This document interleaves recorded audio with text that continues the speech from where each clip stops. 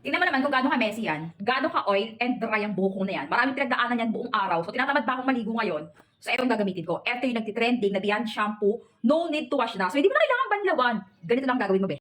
Live and dry kasi nga, hindi mo na talaga siya kailangang banlawan. So ganyan yung mismong appearance niya. Ito yung mas napili ko. So ito yung consistency niya. Papakita ko sa inyo. Ayan. Lalamihan ko. Tinatamad ako maligo kasi nilalamig ako. So nakita niyo yung hair ko, sobrang oily. So ayan lang. Tingnan natin kung ano yung magiging appearance niyan pagkatapos ko siya lagyan ito. Kung magkakaroon ba siya. Oh, grabe, ang bango niya. Mukha siya yung mamahaling brand international. Pero, oh, tingnan. Wow! Uy, grabe ah. Parang gusto ko to. Wala, magkaka-volume na ba siya? Malagdagan ko pa. Be, grabe. Nararamdaman ko na siya. Parang abilis lang talaga niyang i-apply. Wala, dong. Ang galing. Hala. Hala, ang galing niya, dong. Tignan mo yung buko, oh. Di ba oily-oily?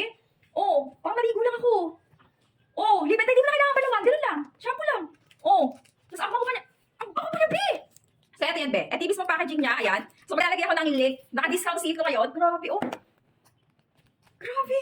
Wala, hindi naman ako makapaniwala. Kasi shampoo talaga siya, be. Tapos hindi mo na kailangan balawan. Ang galing niya, dong. Promise. Oh, marami na pinagdaanan ng buko na to, be. Alika, buko mo ako. Ano, tingnan mo naman, oh. Ang bango. Oh, ay grabe. Be, DOA pero legit. Ako hindi ako magre-recommend sa inyo kung hindi ko talaga proven and tested yan. Tsaka buhok yan, be. Sensitive ako pagdating sa mga buhok natin. Oh, gusto ko talaga yung authentic. Ang galing to.